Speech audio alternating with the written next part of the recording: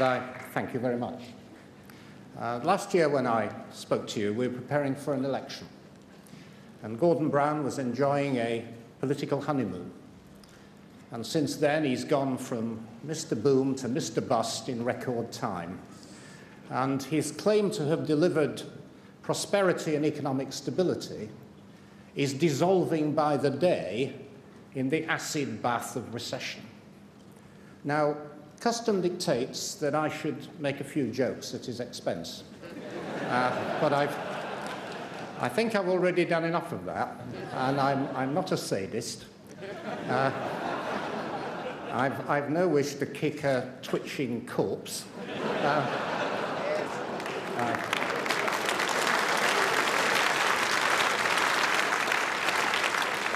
I want to turn my attention instead to those plausible, oleaginous, well-bred salesmen who are marketing a new brand of snake oil, the Cameron Conservatives.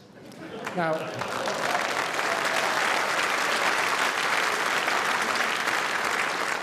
to me, they resemble one of those rather phony American religious cults. You know, unlike the nasty old Tories, the latter-day New Conservatives are warm and welcoming.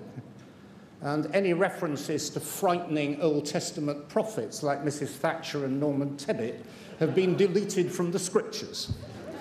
And instead, they preach the gospel of St. Anthony. That's St. Anthony Blair, their spiritual inspiration. Now, the door to Cameron's heaven is wide open, unless that is you're overweight or from the north of England. The rich are especially welcome, and the need to pass through the eye of the needle has been waived, providing, of course, that large cheques are made out to the latter-day New Conservatives. The Book of Zechariah, sometimes referred to as Goldsmith, explains the new creed, which is that truly blessed are the super-rich.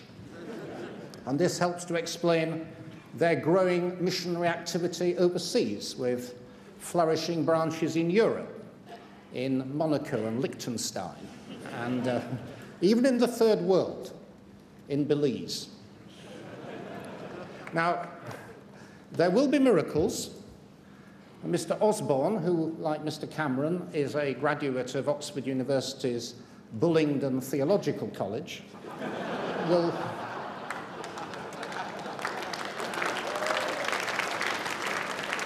he will perform the miracle of the loaves and fishes on the public finances.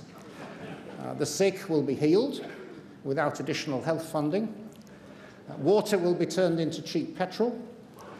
And they now promise us the ultimate Tory miracle, Tory fairness. Now, there are people around who believe that North Korea is a democracy. And there are people who believe that the BNP promotes racial equality. And there are even people who believe that pigs can fly. But even people who believe that pigs can fly will struggle to get their heads around the idea that the Tories are the party of fairness.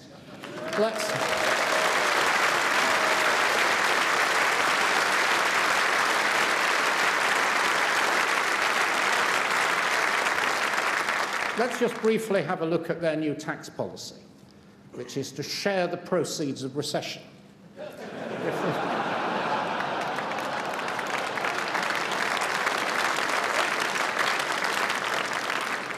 If there are any proceeds to share, their top priority is to lift millionaires, indeed double millionaires, out of inheritance tax. Their second priority is to remove the burden of stamp duty from share dealers. The Cameron Conservatives want a marriage-based tax system which will punish widows and women escaping from domestic violence through divorce because they're no longer married. That's what the Tories mean by fair taxation.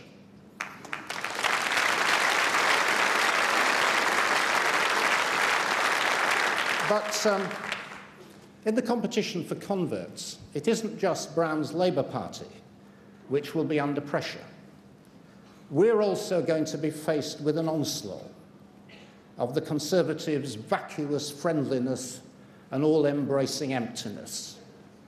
And we therefore have to offer a more deeply rooted, more principled alternative, a clearer analysis of why Britain faces a growing crisis, and a more honest statement of what the government can and cannot do. The starting point is that we're in the middle of a major financial earthquake. This time last year, we had the collapse of Northern Rock.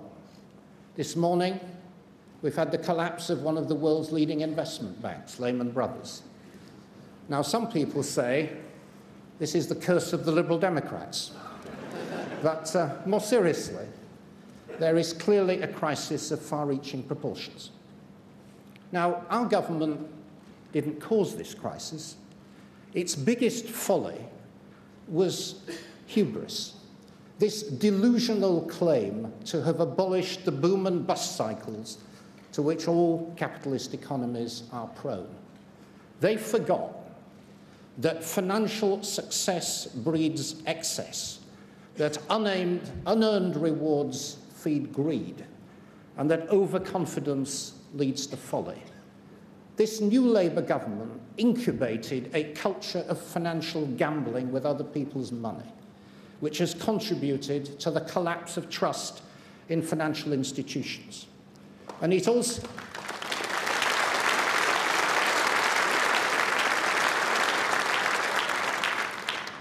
bred a dangerous dependence on debt. Now, you'll have heard me every year warning that British families were acquiring unsustainable levels of debt.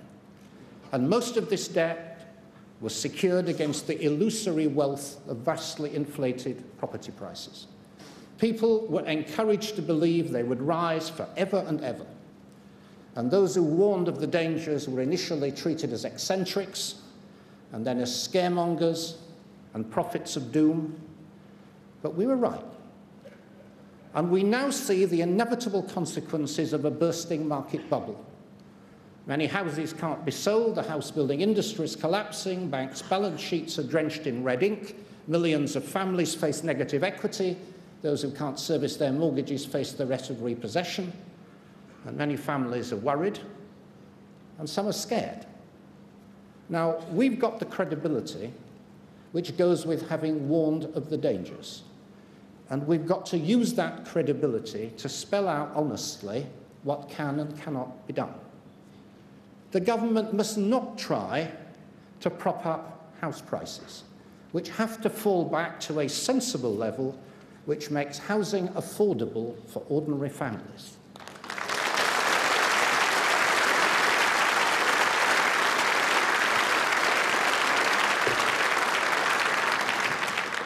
The government must not compromise the independence of the Bank of England by telling it to slash interest rates and generate another dangerous inflationary bubble.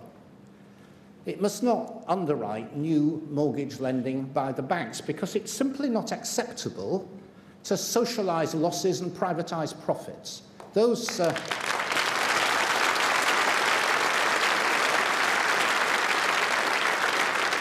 Indeed, those overpaid financiers who are now rattling their bagging bowls and demanding help from the taxpayer should be sent packing.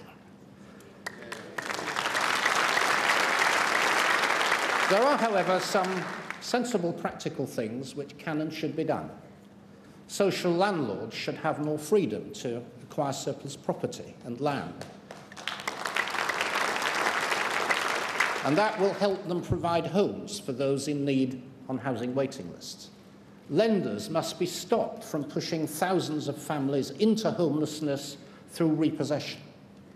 There has to be effective regulation to stop a repetition of the binge of irresponsible lending. And more fundamentally, we have to confront our national